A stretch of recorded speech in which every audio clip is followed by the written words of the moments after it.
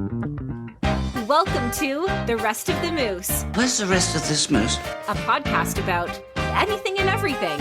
You must have hated this moose. Here's your host, Chris Grum. Welcome to our inaugural episode of The Rest of the Moose. And it's only fitting that for this inaugural episode, we talk about something that is on everybody's mind right now, at least in the area where I live. For those of you that don't know me personally, I live in an area called Iowa Colony, Texas. It's just outside of Pearland, which is just about 20 minutes or so, depending on traffic, south of downtown Houston. We always jokingly say Houston's an hour away from Houston. We can be anywhere from 25 to 30 minutes from downtown to 3 days, just depending on traffic.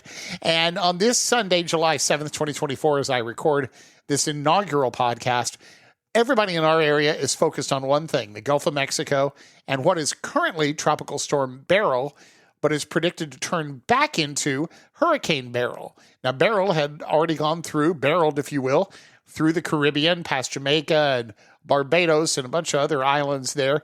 The damage was pretty severe in some areas and not so bad in other areas. The Caribbean, of course, no stranger to hurricanes. But now we have the storm bearing down on the Houston area, and the progress of the storm has shifted much more closer to our city than it was just a couple of days ago, which is typical of hurricanes, which is why they always tell you to watch them. But we were in the final preparations today. In fact, our house is pretty much done with preparations. But I thought it might be interesting for the inaugural episode to share a couple of stories from my radio days. For those of you that I don't know personally, I spent 25 years in the radio business, and that's a whole nother podcast that I'll do at some point, talking about the places I saw and the people I met during my radio days. But one of the most fascinating and sometimes frightening aspects of my job in radio was working during tropical storms and hurricanes. And I covered, I guess, probably 5 or 6 of them, maybe a few more throughout my career. 2 or 3 of them were really impactful, and ones where we were quite frankly in the bullseye of the storm. And the one that I kind of wanted to talk about today is Hurricane Ike, because that was one of my last hurrahs in radio. We went through Hurricane Ike not too long before we were asked to vacate the premises as a morning show over at CBS Radio. But Hurricane Ike was interesting for a lot of reasons, and it was fascinating from a storm point of view, but it was also interesting what was going on behind the scenes at the radio station when we did the broadcast. So I thought I might share with you a little bit of what it's like to broadcast during a hurricane, because I know you see the people on TV, you hear us on the radio. So what is really going on there? And we'll start with how we prepare for this type of thing and the plan for when this does happen. Because, you know, a lot of times we know the storms are coming and we have at least 24 to 48 hours notice of, okay, we're probably going to be impacted by this. Let's get the team together and get going. But we spend months and quite frankly, even years developing plans for when the hurricanes hit. Now, you have to understand, when I worked at CBS Radio, which we were in Greenway Plaza area, 24 Greenway, which is the corner of Highway 59 and Wesleyan, for those of you that know Houston. So maybe just a few blocks from the Galleria, not too far from Loop 610, so right in a central area of Houston. And we were broadcasting from the 19th floor. Now, probably not the best place to be during a tropical storm or hurricane, but our studios were where our studios were, so we had to broadcast from there. But we spent a lot of time planning for, well, what happens if the studio is not habitable? What do we do if the transmitter goes out? What do we do if this happens? So at CBS, we had our main transmitter at a place called Senior Road, which is out in the Missouri City area. And a lot of the radio stations in the Houston area have their transmitters in that area. We also had a backup transmitter, if I remember correctly, on the Shell Tower in downtown Houston. But it was on one of the big buildings downtown. And that was our backup in case Senior Road Tower went down or lost power. It had a generator, but, you know, things can happen. So we had a backup plan as far as that went. And then we would spend staff meetings, especially at the beginning of hurricane season, sitting down with our program director and with all the different people that made up the air staffs of the radio stations there, determining, okay, if a storm comes, who's going to cover what roles, who's going to do this, and who's going to do that.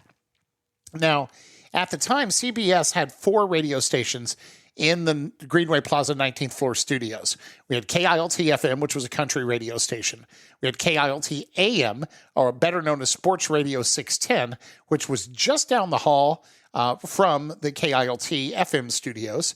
And then across the hall on the other side of the building, facing the highway side, we faced the Galleria at Kilt. On the other side were two other studios. You had KIKK AM, which was essentially, it was business radio, it was talk radio, but it was a station that was only on from sunrise to sunset. And quite frankly, CBS really didn't put a lot of effort into that radio station. A lot of times it was simulcasting from somewhere else, meaning it was playing somebody else's audio. Then across the hall, at the time that we had Hurricane Ike coming through, that would have been Hot 95.7, which was a top 40 radio station. It's now the Spot currently.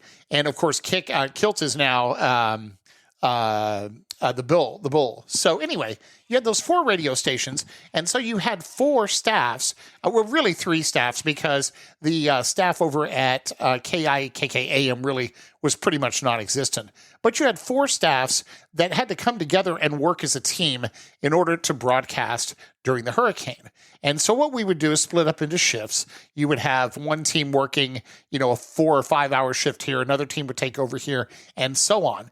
But the idea was that all of us had to be at the radio station for the length of the storm. So we would try to figure out, to our best estimate, what is the latest possible time that people could arrive and safely get from their homes to the radio station. And then once you got there, you were pretty much there for the duration.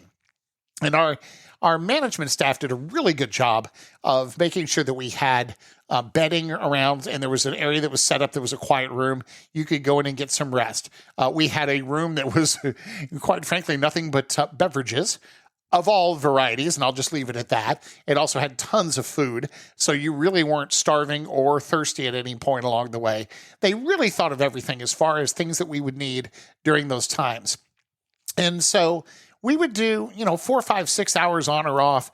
And then a lot of times when you're broadcasting during a hurricane, quite frankly, the adrenaline's going so much that really you don't think about sleep until you get to the end of the broadcast. And there were times where some of us were on for 8, 10, 12 hours almost straight. We'd get up and take a break every once in a while, but a lot of it was pretty much straight on through. So during the heart of Ike, and this was back in September 2008, the majority of the time when it was coming through was the late night, early morning hours. And that team at the time was Hudson and Harrigan, who were the morning show at KILT that I worked with. We had TJ, who was our traffic person during the normal show hours. Robert B. McIntyre, who was our news guy. The four of them, if I remember correctly, were in a studio together. And what we would do is we would basically broadcast the same thing on all four radio stations. Because at that point, you're not talking about sports, you're not playing music, you're talking about the storm. And so it was much more realistic, instead of having four staffs doing four different things, to combine forces and have everybody basically contributing to one broadcast. So what we would do is we would use the sports radio facilities. The reason we would do that is they have a studio where it's nothing but microphones. In the broadcast studios for a music station, you not only have the microphone for the DJ, but you have a control board where you play the songs. And we weren't playing any, so really you wanted your hosts to only have to focus on talking. So they would go into a talk studio, and across the hall in a separate room would be the engineer, the person running the board, turning the microphones on and off, playing commercials where there were, and there weren't very many during that time. In fact, I think we dropped all of them. But they were the person coordinating the broadcast, the director, if you will. And they would also answer phones in that room, screen the phone calls, and then in the studio where the hosts were, there would be a screen, and on that screen it would say, Karen from Baytown is calling, and that would be line 1, and they could press a button and connect that person to the live feed and then talk to them. And so that's basically how the broadcast worked. But we also had other studios around the building that we were using for other purposes. Now, I was in the KILT newsroom, which was next to where we would normally do the Hudson and Harrigan morning show and the rest of the KILT broadcasts. I was in that newsroom, which is quite literally on the other side of the building, but I would have a pair of headphones on and I could hear everything that was going on the live broadcast. And I had a way to talk via intercom to the producer who was running the whole show. And I could say, hey, listen, I've got a news update on this, that, or the other. And then they would, on the screen in front of Hudson and Harrigan and the rest of the team, they would put a note that would say, CJ, which is the name I went by on the radio, has an update on this. And at an appropriate time, they would introduce me. I would do the thing. And then they would go back to doing what they were doing. And that's how we kind of coordinated the broadcast. And there were a few things that were interesting during that time. You know, I mentioned breaking in for things. One of the things that I remember that was one of the break-ins we did, and it was memorable to me for a couple of reasons, was when Brennan's caught fire, the famous restaurant down there on, I guess that's Smith Street, downtown. But anyway, just about a year prior, my dad had gotten remarried. My mom passed in 2005. He got remarried in 2007, and they held their reception at Brennan's. And so, it was very memorable and very fresh in my mind because it had been less than a year. And then to get a report that the building was on fire and that there might not only be damage, but that somebody may have been inside and severely injured was just really heartbreaking to me personally, but also a Houston institution and certainly a branch of a New Orleans institution that we didn't know the exact fate of, but it was one of those things where you went, wow, this is starting to be sad of the things that are going to happen, and maybe just a prelude to a lot of other things that are going to happen as well. Now, Ike, of course, was a Category 4, and it did a lot of damage, knocked out a lot of windows. While we were broadcasting, every once in a while, you could look off in the distance. And again, remember, this is the middle of the night. So it's relatively dark outside, but you could see street lights. And then every once in a while, you would see what looked like a firework going off almost off in the distance, and then a whole grid would go out, that whole area around it. And those were and I'm probably going to get the term wrong, so people that work on the line, please forgive me, but the transformers or whatever they are basically going up. And you would see one of them spark, and then that whole grid would go out. And by the end of the night or early morning, pretty much everything had gone out. Now, our building was on generator, but when it went to generator, certain areas didn't work. So, you would go out in the hallway and there would be darkness, except the studios had lights, the kitchen had lights, certain offices had lights, but it was really kind of a creepy feeling. But anyway, we would sit there and we could watch the whole city start to lose power, which was, obviously very concerning. Another thing that we saw, or felt, I should say, was the building starting to come apart in a way. We had a guy named Bill Van Rysdam, who was the program director for Sports Radio 610, and we saw him, of course, every morning. Their studios were right next to ours. And Bill was at one point the floater. He was kind of the guy going around to all the rooms, checking on everybody, making sure we had everything we needed. And he popped into my room at one point, into the newsroom, and he said, "How are things?" And I said, "I'm pretty sure that the windows are being blown out below us." And he said, no, that's just the transformers off in the distance. They kind of make a rumble when they pop. And I said, "Bill, I'm not sure about that." And he said, no, everything's fine. But every once in a while, you would hear this kind of a psh, and a little bit of a vibration of the building. And I'm not talking major. Now, the building did sway quite a bit during the height of the winds, and they're designed to do that, but you're certainly not expecting it. And we had one fella, Tommy Fontaine, a danger man, who I believe, if I remember correctly, got a little seasick in the building because we were swaying so much. However, he kept hearing that psh, and it was, maybe 10 times over the course of the night, but it was enough to kind of make you go, something's up here. And so when we got out of the building the next morning and it was safe to go home, we looked back up at the building, and there were on each side probably 8 to 10 windows that had blown out due to the pressure during the night. And I turned to Bill the following Monday when we came back to work, and I said, "Bill, I told you I wasn't crazy." And he went, yeah. And after the fact, what are you going to do? But that wasn't the only damage we had to the building. At one point in the height of the storm, it took a lot of the equipment from what would be the 21st floor of the roof above us, and basically threw it out onto the freeway. We lost our STLs, which are your studio transmitter links, I believe is what it stands for. But basically, they're the way that your signal gets from the radio station to the transmitter and then out to the people listening. Now, we have a backup on that. We can go to basically an internet line. It's not as clean. It doesn't sound as good. But at one point, we did have to switch to that because basically Ike took our transmitting equipment and threw it off the roof. It also took with it, if I remember correctly, at least part of the building's air conditioning units, to the point where when we came out into the lobby, so imagine a building where around the entire periphery of the building, where the windows are studios and offices. And then in the middle of the building is where the elevator shafts are and the basically your reception area, if you will. So out at our reception area, there were 6 elevator banks. And when we came out there at probably 6, 7, 8 in the morning after the storm had passed, it looked like something out of the movie Titanic.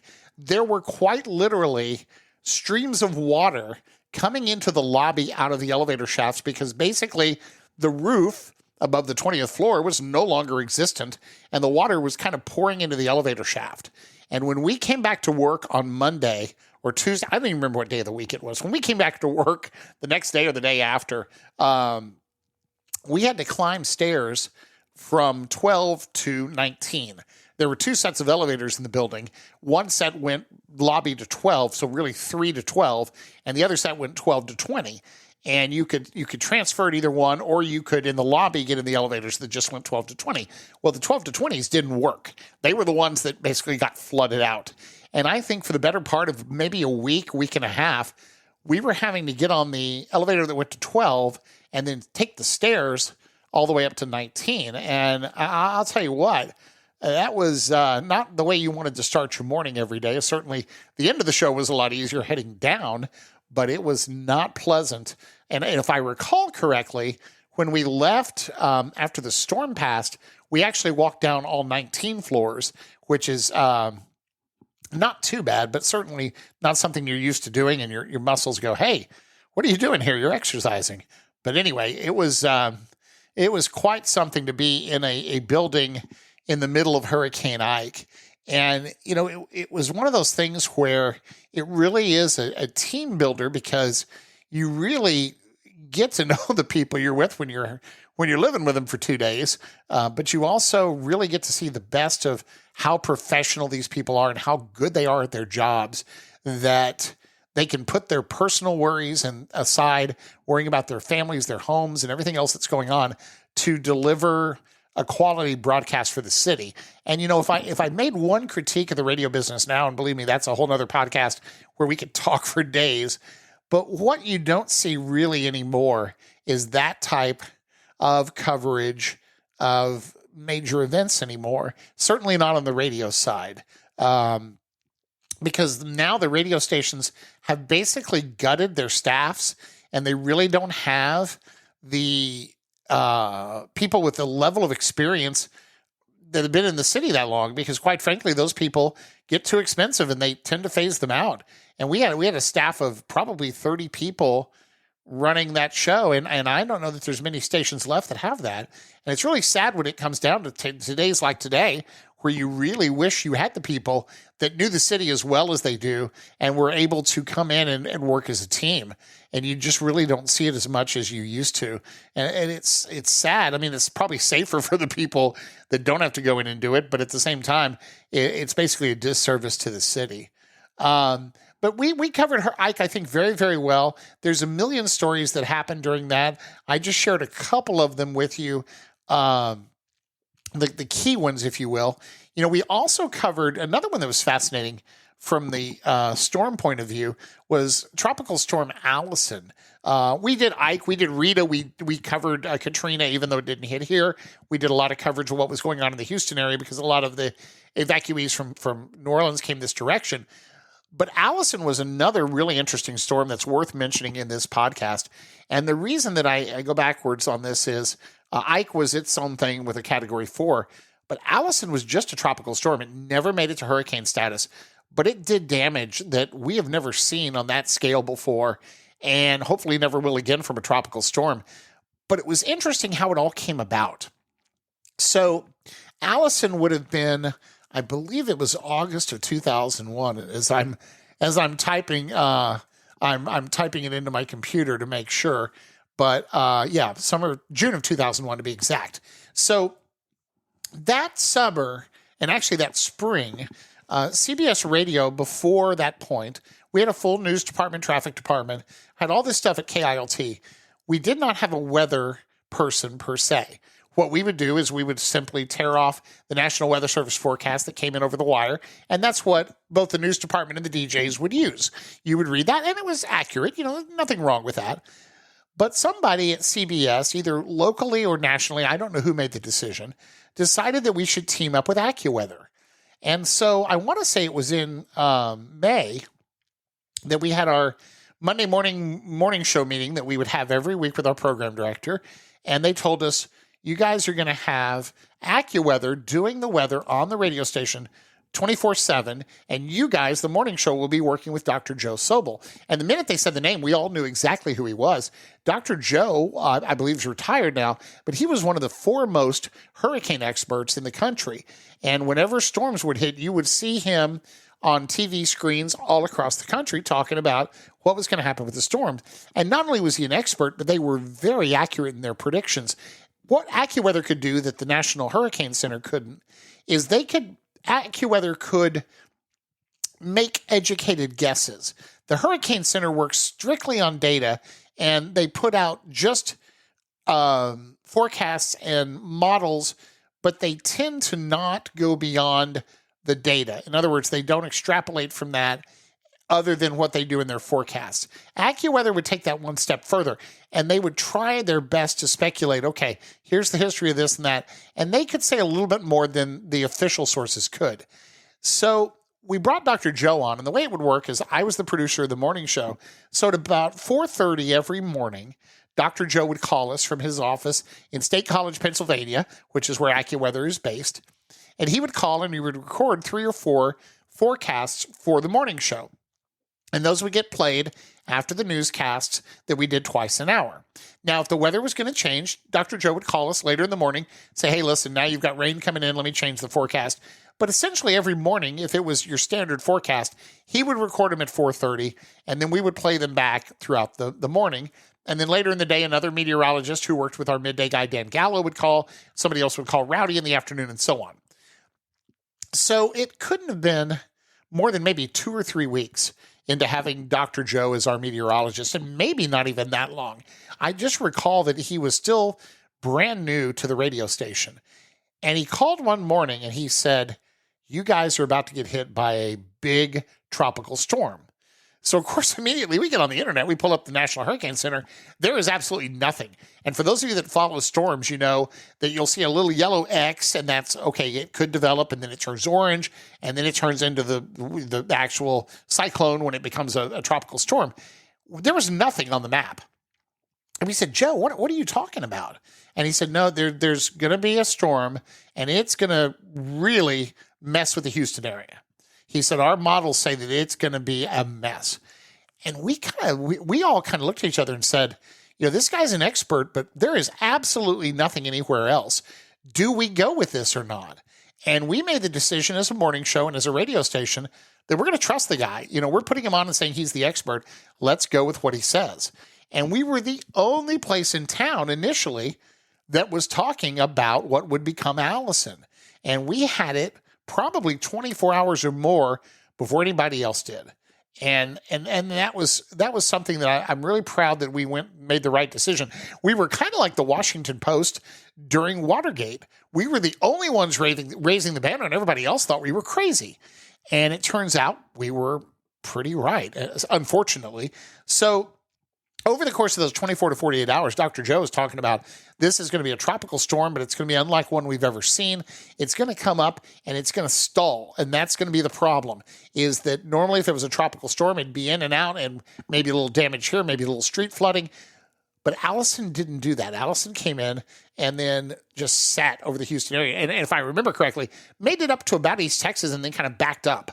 And that was what caused all the trouble. You had flooded tunnels downtown and streets, and I got stuck over by the Hobby Center for quite a while in an area where we basically were turned around and sent back. But Allison's damage was absolutely severe.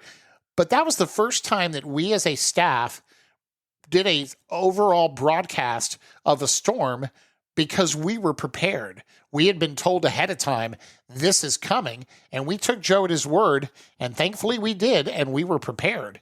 And as I remember, and I didn't hear it personally, but somebody told me that one of the other radio stations, our competitor, and I'm not going to say who it was you can figure it out if you put two and two together, but they were going on the air basically saying, nothing's wrong, just enjoy the music, or something to that effect.